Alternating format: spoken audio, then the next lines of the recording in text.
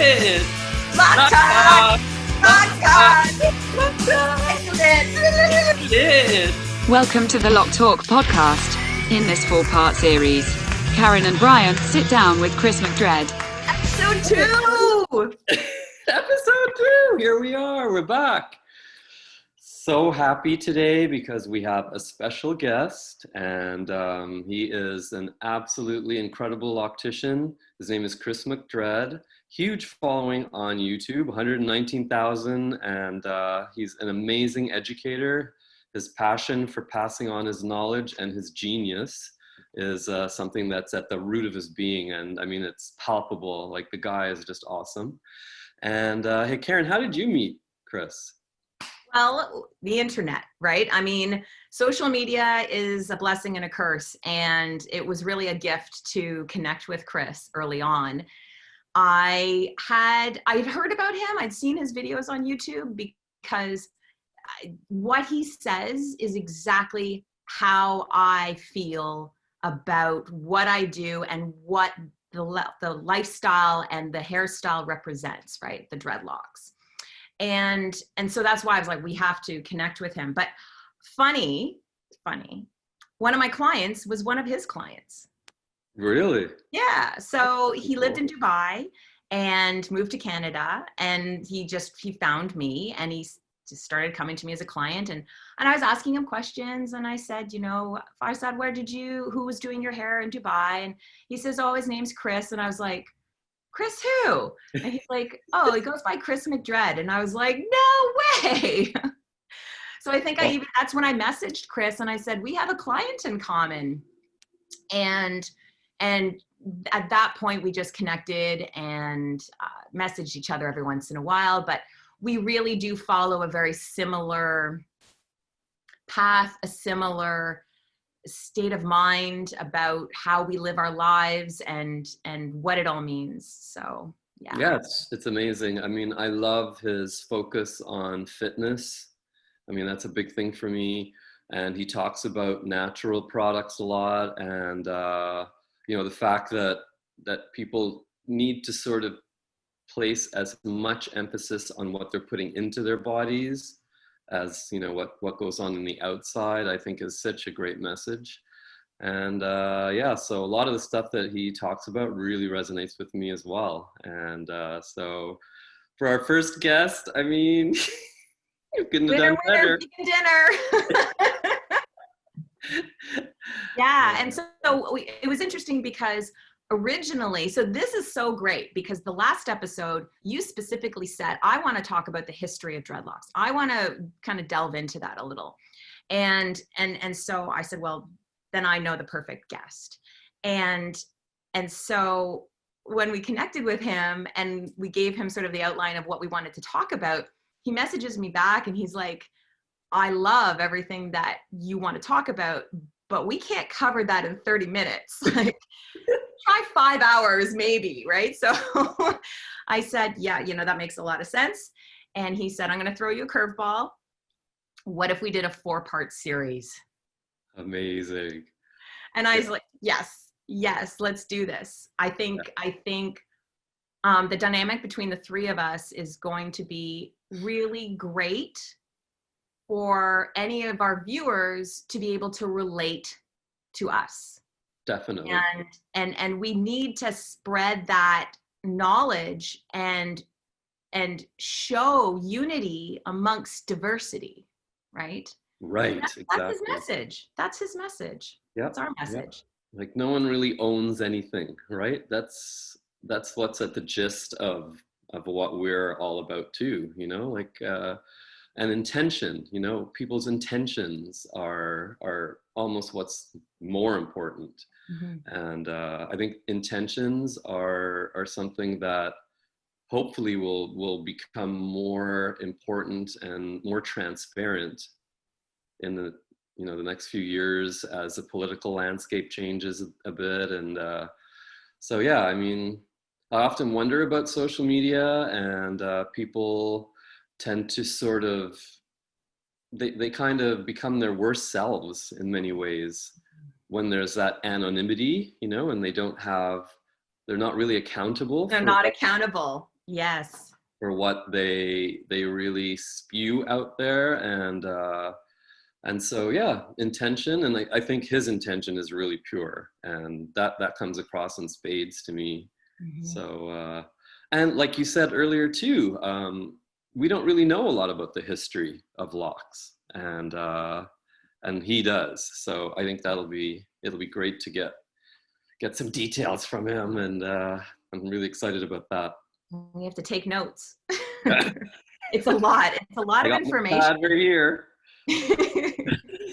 I think that, having somebody, as I said, having Kris on as our first guest, and to want to do this as a 4-part series to start, it really will blossom into so much more than that. And I think he'll come back again and again, like after today, when we get that rhythm. He's such a lovely and kind spoken person. And his, as you said, his intention reads through the internet. You know that he is genuine. And I love that his passion for doing this, I do know that Locs for him started out as a hobby. It was never a profession. It was never something that he thought he would do for a living. And now he's educating, he's doing classes online. He's sharing his information around the world. It's tremendous what he's done for the community and for the industry. Mm-hmm.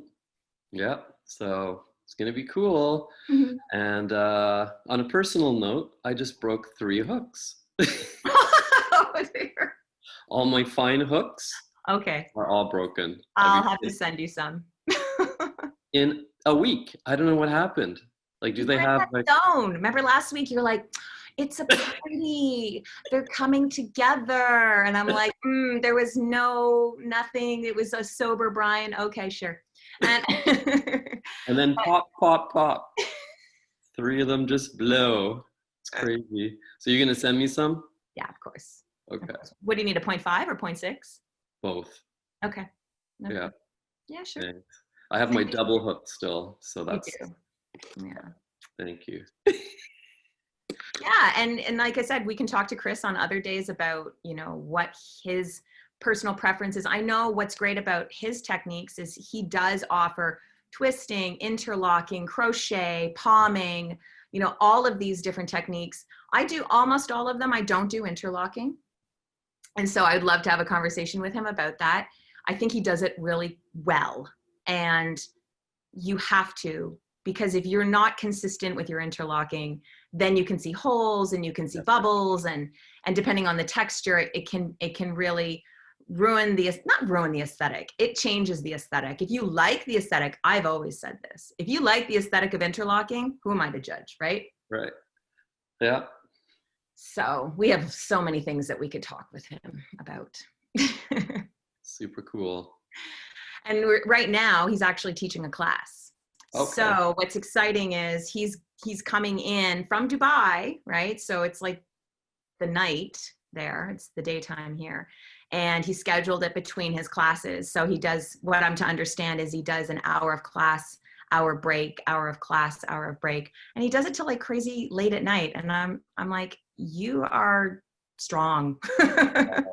And I guess all of it is virtual right now with COVID. I don't know.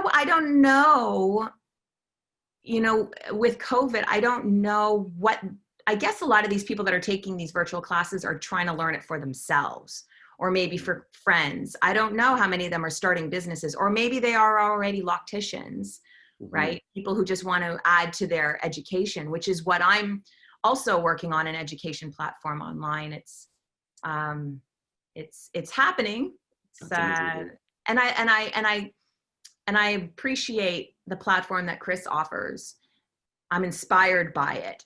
But I also need to do my own thing, so that no matter what, it's going to be my own thing. We do different stuff. Yeah, for sure. So yeah, that would be really interesting to find out from him. That should be the first question. What, at the Who's classes? he teaching? Is it just individuals? Is it groups? Well, I think it's a sign up, like you message him and you sign up, and then it's like a Zoom call or something like that, right? So you can just jump on and watch him teach live, which is essentially what I was going to do or am going to do as well, because I do really well with the live component of teaching. The pre-recorded thing, I'm still getting kind of getting used to it. I don't know. I do better way like off the cuff, you know? Yeah. Yeah, and then like personal one-on-one, that's kind of my favorite. Yeah.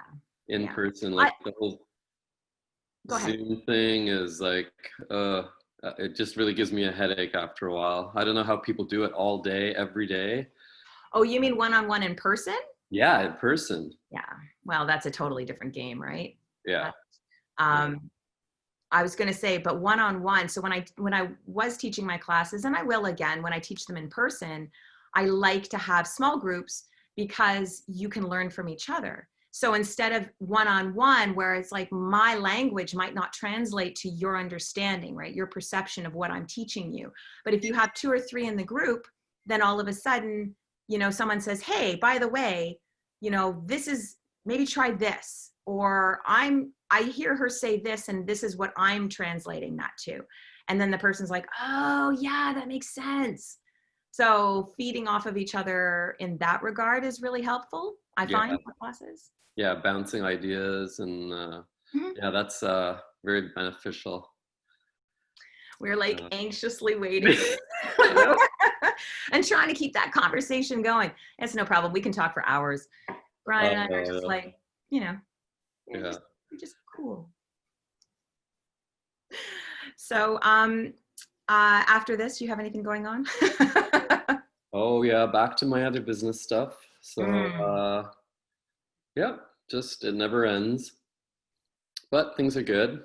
No complaints. So the World Hair and Skin, that's taking up a lot of time, and it's going really well. And yeah, so I have a call right after. Yeah. And we just got a sales rep, actually. Oh, congratulations. Yeah. That's wonderful. Yeah. We haven't actually launched it yet. It'll probably be next week. So it's our first serious sales rep, and super excited about it. Good. And more learning, you know, like Always like a new role. This whole lighting thing and video thing, like this is all learning. I don't know if I can do this, but I'm doing it. To segue with what you're saying, you know, with Noggin oil, you know, we could maybe, well, we would love to have a sales rep for Noggin oil. Oh yeah. Sure. But I wanted to mention that, you know, we sent Noggin oil to Kris McDread, and in fact, hand delivered by our client. So he said, oh, I'm going back to Dubai to visit family. And I was like, take this Noggin oil. Wow. So we have to ask him how it worked out. Yeah, definitely. Well, he did do a review, and it was a very positive review. He really does like the products.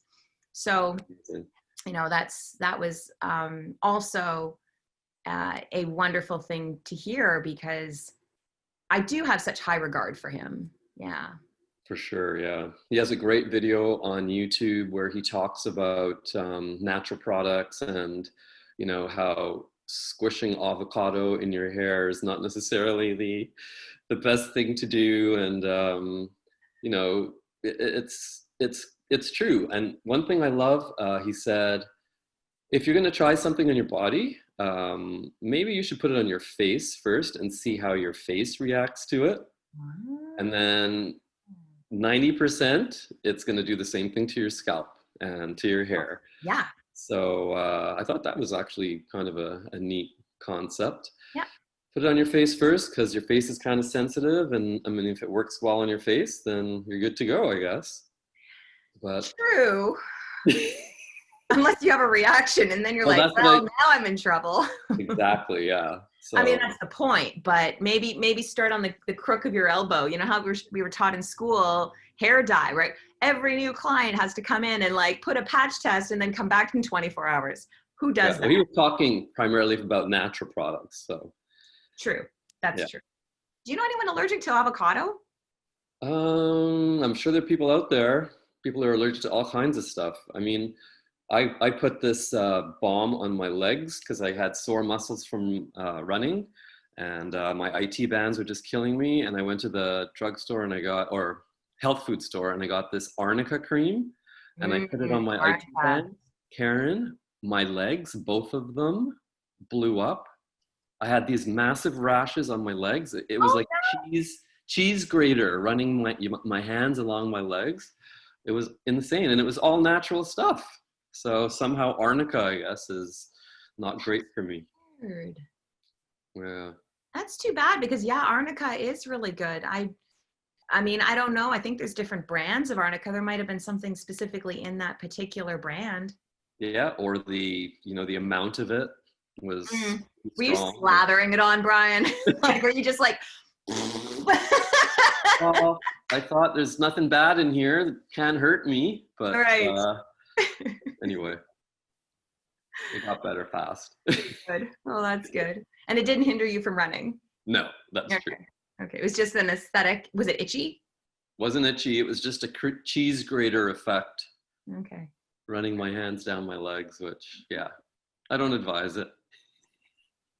So the point is, put it on your face first, and then on your legs. Yeah, I like that idea. Okay, maybe not for everything. Oh, Brian. Yeah. Well, Kris should be here any minute. I know that he was wrapping up a class about 15 minutes ago, and we are patiently waiting. Excited. I mean, one of these days, I think we should be doing these in, live, and we can get people's questions. Yeah. Or even actually, when we post this, if there's questions that people want to ask us, they can put it in the comments below. Right. And then we can address them too. I'm sure, like things like how you wash your locks and how you sleep with them, and how you wear them. What hooks work best for what, and there's tons of information that people need. So it'd be good to get some questions, and don't forget to subscribe while you're doing it. While you're at it, bogeys. Don't forget to subscribe below. Okay, I don't know. Is it gonna be here? Or is it gonna be here? Is it gonna be up there? Yeah, somewhere. It's gonna move around the screen. Our video editor is just Loc gonna be like Talk boop, AV. boop, boop. I'm gonna make sure that there's no problems with him jumping on a call. And in the meantime, you can entertain us with some singing, Brian. Oh, let's see, what song? Like a bridge over troubled water. Yeah, that's not one of my best, but. Was there a password to log in? No. Okay. I didn't use it. There he is. Okay. Hey. Okay. All right. More. Whoa. There he is. Hey guys. Hey, Hi, Kris. Nice to join us. Awesome. Just give me a minute. I'm putting in my earphones. Sure. Okay. There we are. You recording? Mm-hmm. I like your background. I need flowers in my background. I'm just not a good plant daddy. This is all very new to me, to be honest. I was never a plant person, and suddenly I was like, I have a 5-year-old and he's healthy. I should be able to, take care of some plants. That sounds a good way of thinking. I am a plant person. Yeah. There are plants everywhere except behind me. It's amazing. We all have dreadlocks. This is good. Yeah. Oh, awesome. And I like the shirt. The Kris McDread. Yeah, awesome. Thank you. Appreciate it. Yeah. So we did a little intro on your behalf. You know, I'm sure many of our viewers are going to know who you are. And I mentioned how you and I had connected. We have a mutual client from Dubai, and he's in Canada now. So, and Kris, I'm a huge fan. I'm a marathon runner. I've run 2 marathons. I'm super into fitness and health, and oh yeah, you're inspiring me on many levels. I really appreciate it. I really appreciated hearing that. Yeah. Fitness is it used to be my main thing. Now dreadlocks is my main thing in this moment in time. But I will jump back to fitness. Like I work out, but to teach people the same way I'm doing on dreadlocks, I want to be able to do that in fitness. I used to do that for like 20 years, so I'm gonna get back to it. Yeah. Great. I think it's great that, you know, health and fitness as being part of your lifestyle is just such a great, it's a great path, because you stay fit and healthy, and it's part of your career. It's part of your income. It's part of your lifestyle. Yes, it's amazing. It's amazing. Everything that I have done in my life, I never sat down to say, you know what, I'm gonna do this because it's gonna make me money. I just followed a passion or a thought that I had, and I was like, because I went to the gym to try and gain weight, not to try and become an instructor, you know. I went to try and, you know, get some muscle on to impress, you know, myself. I didn't even care about women because they were not even noticing. I just wanted to feel good about myself, you know. Yeah. And then 20 years later, I'm still trying to figure out if I like myself. Oh, honey. I do like myself. I'm very cocky. Don't get it wrong. I'm very cocky about it like these days. I love. This year has been a beautiful, I haven't worked out this year, but I've loved the way as you age, your body kind of like understands, okay, he wants us to stay this way, so we're just going to stay there. So I work out less, but get more results from it. You're working out smarter. Yes. So today you want us to talk about the history of dreadlocks. The history, yes. And so, and Brian and I, we don't really have a lot of information, and it's very overwhelming, to be honest, right? I can say that from across the world, it's spanned since the test of time. So please enlighten us. Well, I just wanted to say one thing before we start, because in my research, it seems like everyone has an investment in who started it first, and you know, it was India. It was Africa, you're right about that. You're right about that. Yes. It's like ownership, right? People want to have some kind of ownership. Yes. And that creates confusion. And I totally get where you're coming from. And to be honest, I will jump straight in an attack mode. Usually African Americans do that a lot, to be honest, because I'm from Africa, I'm from Kenya, and I live in Dubai, and I've been able to do over 70 different nationalities here, not just from Africa, from weird places, Sweden, Norway, from Chad, countries you're like, the people with dreadlocks in Libya? Like, it's a Muslim country. Yes, they are. You know, like Syria, I'm like, yes, I've done someone from Syria, Lebanon, you know, you name it, I probably, Somalia, I had a guy from Somalia. I'm like, you guys have dreadlocks? It's like, you know, like, so the reason why I'm saying this is because that ownership comes from a lack of understanding first, because you can't own something that cannot be owned. There are dogs that have dreadlocks. What if I'm just trying to look like the dog? There are sheep that have dreadlocks. I have seen sheep that have dreadlocks. There are cows that have buffaloes that have dreadlocks. So we can't start to quantify into positions because it's everywhere.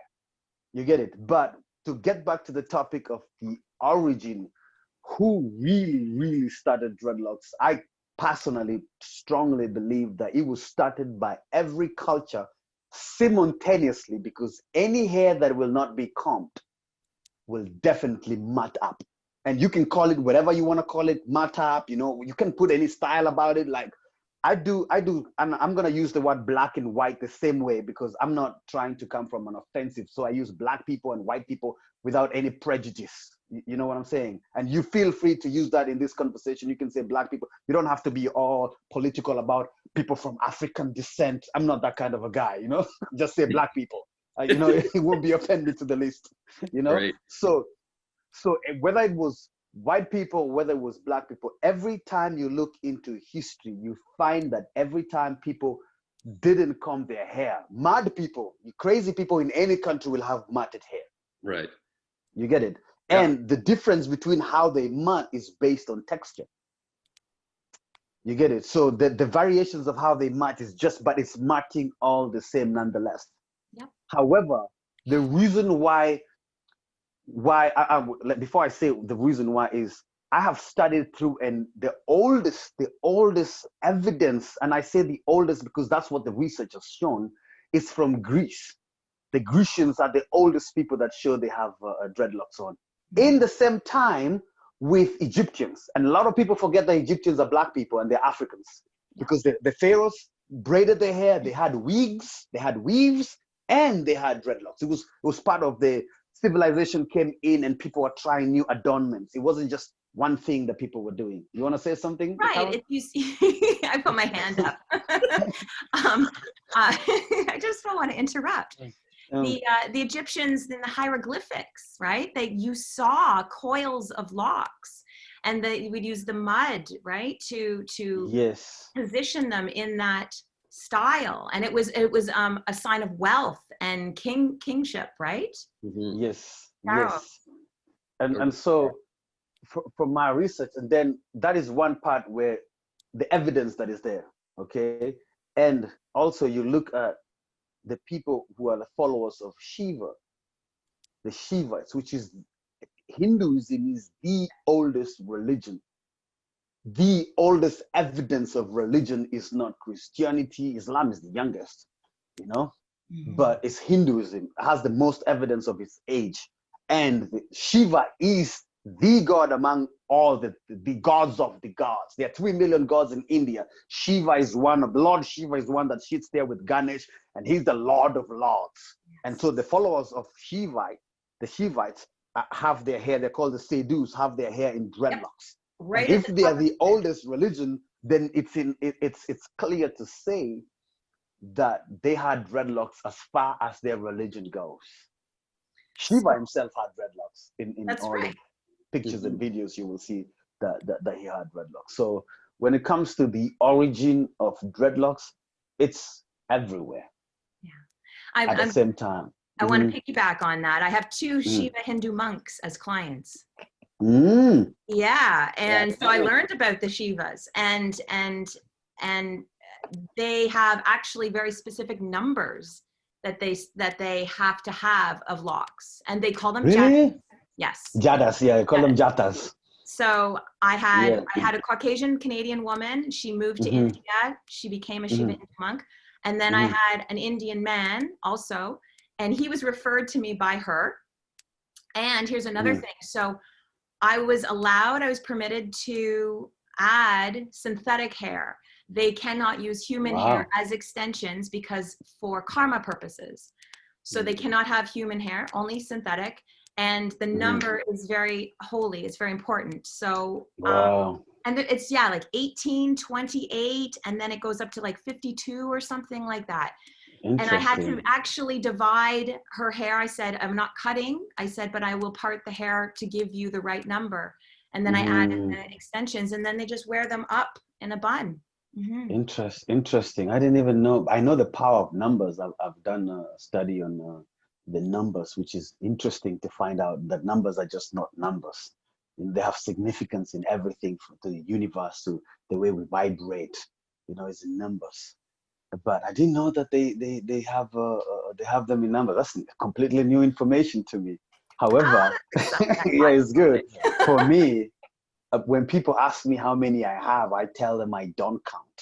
And I never count my clients' locks, and I'll tell you why. Because that information for me doesn't have any relevance after I know. Okay, Brian, you're gonna tell me how many you have. What am I gonna do with that information? Yeah, I know. Nothing. So it's not really it's not relevant for me to know, you know, how many you have. If I was gonna do your hair, I wasn't gonna charge you based on the number that you have. You know, I was going to charge you based on the projection of my mind of how long it's going to take me and what is required, and that's just about it. But it's interesting. I'm going to look into that numbers of Locs. It might get me interested in knowing my numbers. Yeah. What if it's just one giant one? Well, Yeah, I don't. That's a whole different. Isn't there a discount for one lock? Yeah. So I want to say something else when it comes to the origin. A lot of cultures did have dreadlocks. However, not everybody in those cultures had dreadlocks. The reason is cultures have age groups, and every age group has got a specific way of behaving. I'm saying this from coming from an African way of lifestyle.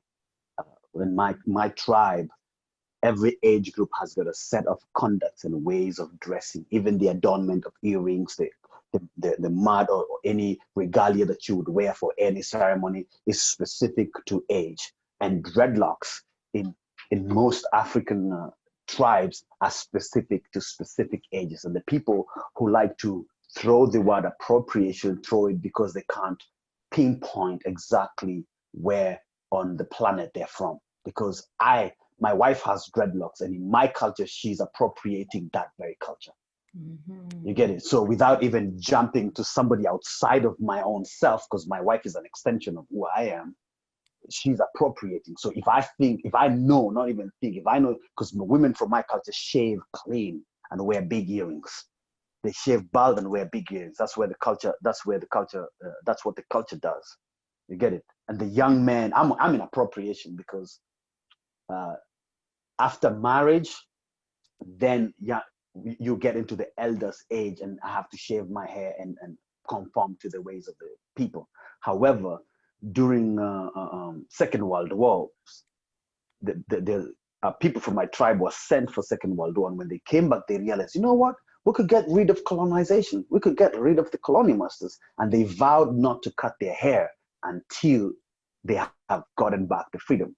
And so I personally wear my hair in reverence and in remembrance of the people from my tribe that fought for that freedom. And so my hair is an expression of freedom to me. Apart from that, it has no spirituality about it. I'm not even connected to my hair in any level, but it reminds me of the people and the freedom that I enjoy now. To be able to talk like this is because somebody decided, you know what, I'm going to keep my hair until I see my people free.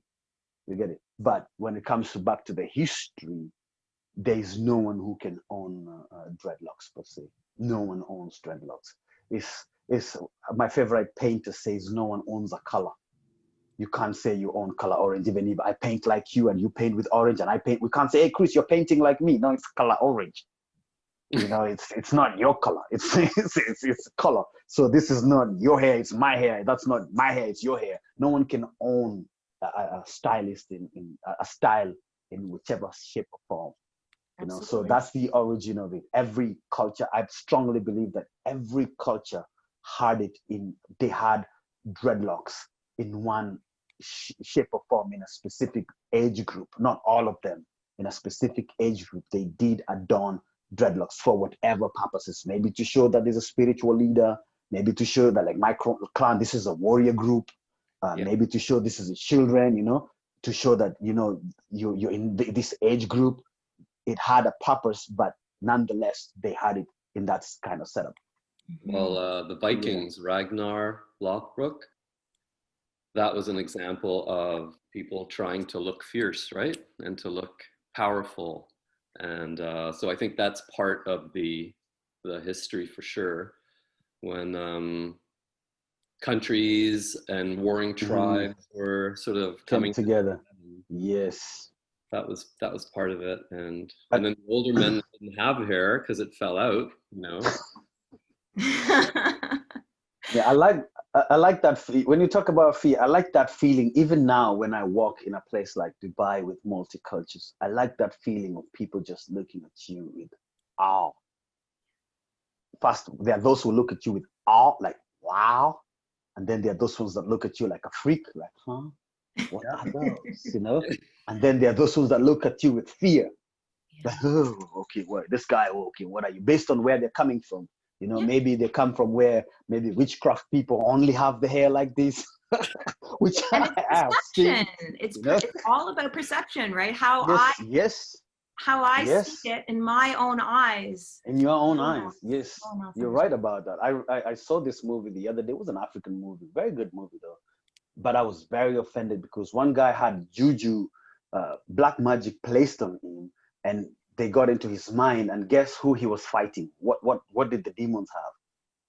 They had all had dreadlocks. I was like, this is why everybody else sees this, and then now you're looking at me as a black person. What is that Arab boy who's seeing those people who are demons look like that? He's gonna see that, and without knowing, he's gonna put that association with me. Why is he not gonna be afraid of me?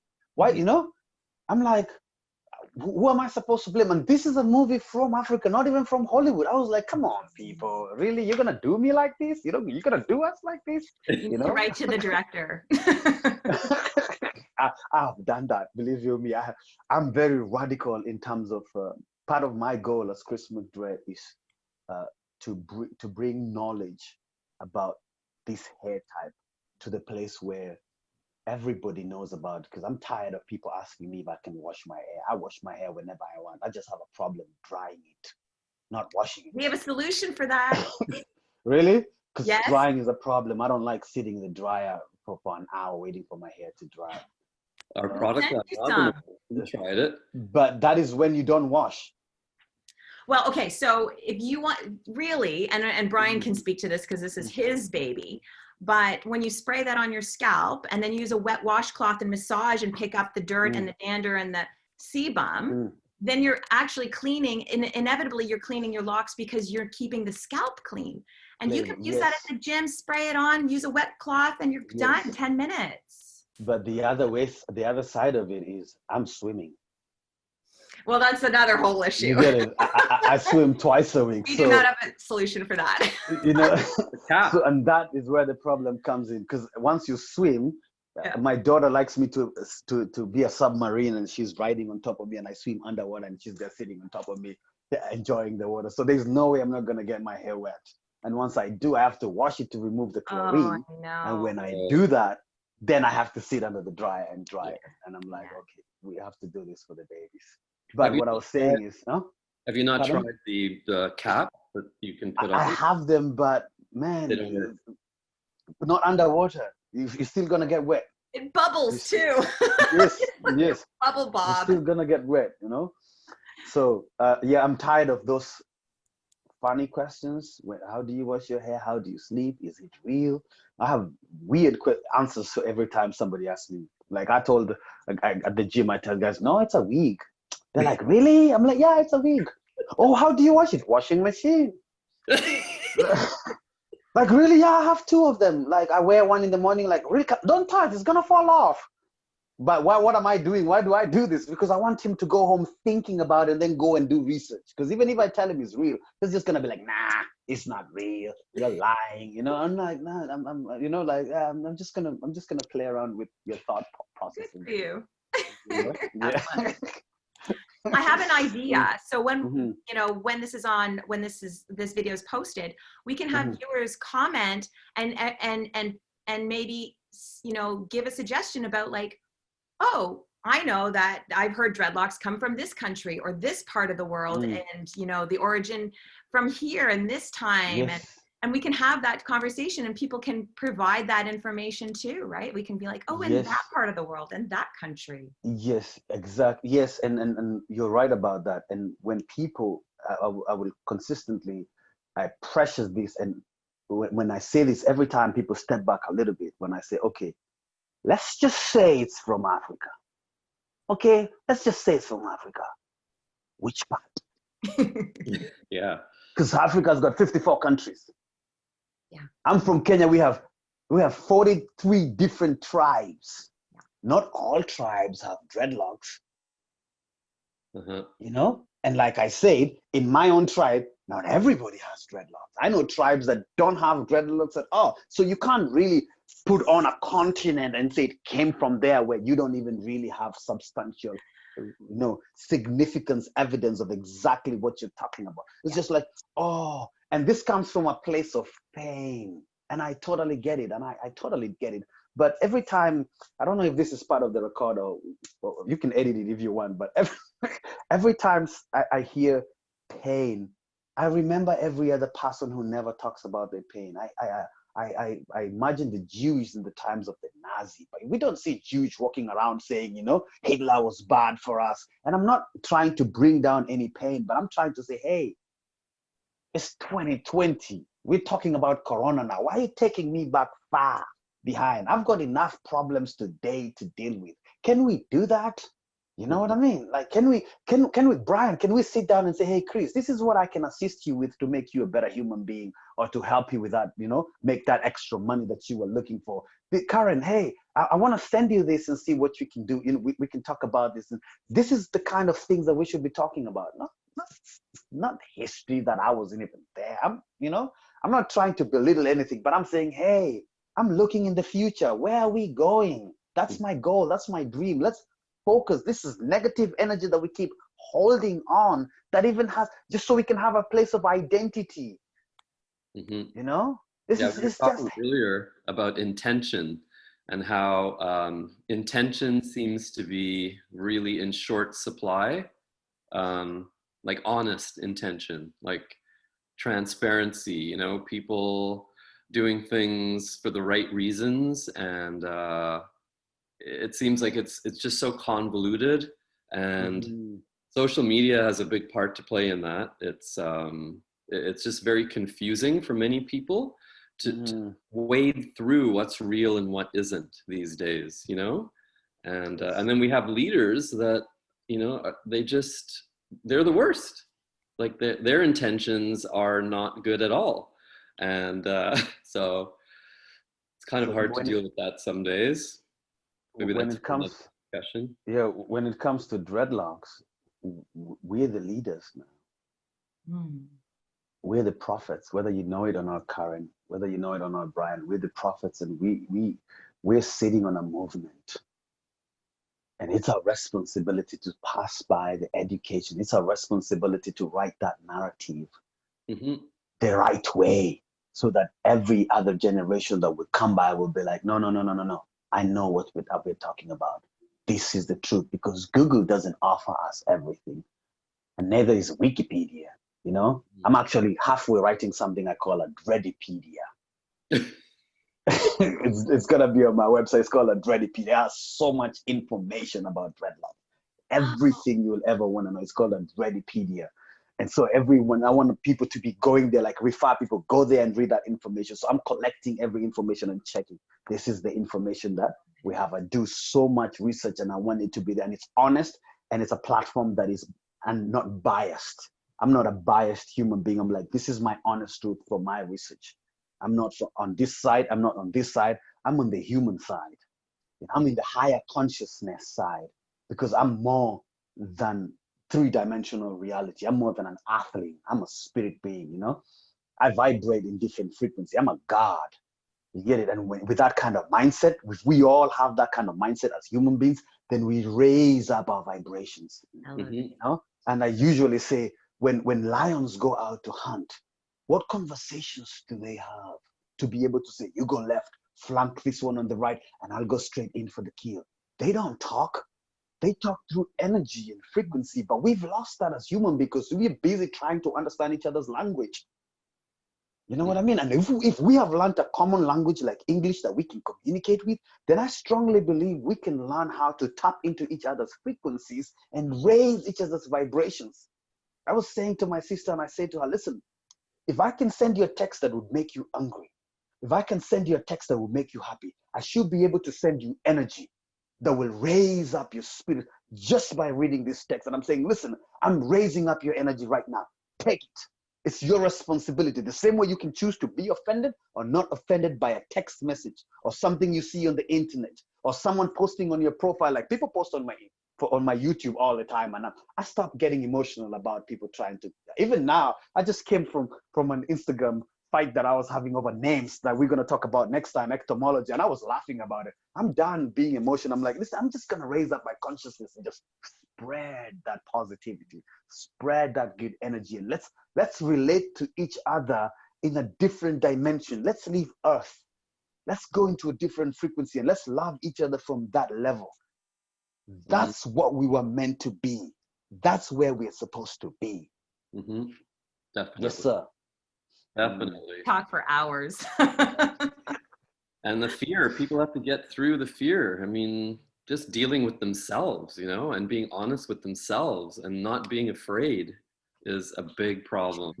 True. And yeah, so anyway, we're going to cure everything right here. Yeah, right. Loc Talk, 30 minutes.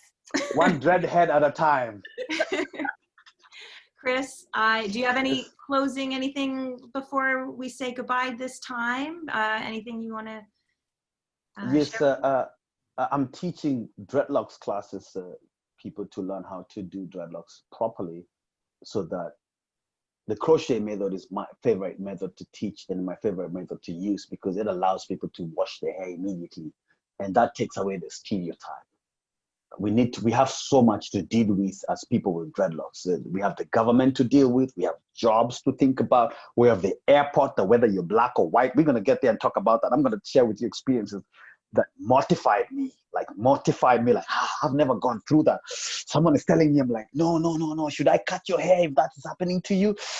I'm like, oh, that shouldn't be happening on someone just because they have different hair type or different, they've chosen to lock their hair, but we need to teach this good method so that more people can get encouraged to have dreadlocks on. If they feel comfortable to wash their hair, am I gonna be able to wash my hair? Yes. Then they feel comfortable to get dreadlocks on. And the more people we have, the more the stereotypes will go down.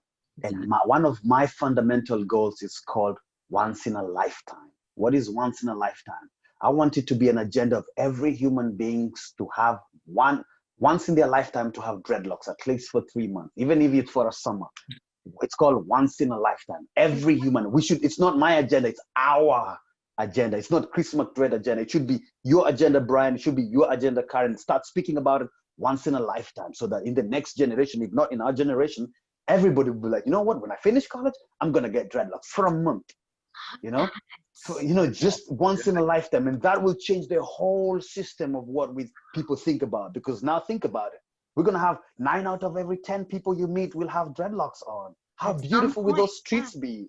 At some point, you won't be like, oh, Brian put his hair, he decided to lock his hair. Wow. Oh, it's so good. You're so courageous. It shouldn't be like that. It should be like, I bought new slippers. So why are you telling me you bought new slippers? It should be a conversation like that. Oh, her boyfriend has dreadlocks. How is that important? Yeah. You know what I mean? Like, he's wearing Jordan shoes. Then it should be dreadlocks should be a conversation like that. So why did you find it important? Is there something else you wanted to say after that? No. I ate French fries for lunch. That's the way the conversations of dreadlocks should be. Like, should be just any other, conversations. Like, I'm going to lock my hair. Good for you. Great. It should be normalized completely. We get there. One head, remember, once in a lifetime, one dread head at a time. Love it. Justin Bieber did it. He did. Yeah. Yes, he did. Yes, he did. So. Yep. And then social media basically just butchered him down. Yeah. I felt sorry. I felt sorry for him too. I really did. But we're changing that. We're gonna change. I'm telling you, I'm telling you, we're gonna change. I have a loud voice, and I'm gonna make sure I'm heard. Let's do this again. Yeah. Yes. Thank you very much for your time. I'm gonna get into class. Thank you, Kris. Chris. You have a wonderful evening. We look forward to our next chat. Anytime I work nighttime. So if you want to do it tomorrow, day after, whenever you're available, let me know. I'm available. I will text you the days that I'm available. And in between those classes, I'm just doing my work. Actually, I'm doing research most of the times and writing. Great. So in between the classes, we can do that. Okay. Until we finish the whole series, right? I love it. And Yeah. infinite possibilities of conversation. This is great. Yes, Thank you so much, Kris. Thank you very Take much. I care. appreciate you people, and thank you for taking this opportunity to take this platform to another level. I like the name Loc Talk. It's a nice name. It's a nice name. I appreciate you guys. All right. So, see you next time, right? Okay. Take care. Okay. Bye. Peace.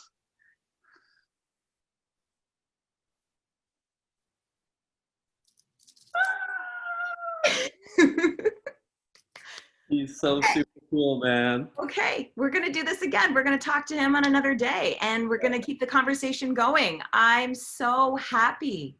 Yeah, you know what? Yeah, there's so much we can talk about, and like you can feel his heart, you know, just emanating, right? Yes. Such a cool guy. Yeah. I want to know why he ended up in, or how he ended up in Dubai too. I wanted to ask that. Yeah, I forget, but we'll find out. All right, so that was episode 2 of Loc Talk. Episode 2. In the books. Yay. Yeah. And we will be back for another conversation very soon. So and don't forget to ask questions. Don't forget to subscribe and tell all your friends. And we appreciate you. Oh, peace out. Loc Talk! Loc Talk! It did. Thank you for listening to another episode of Loc Talk with Karen and Brian with special guest Kris McDread.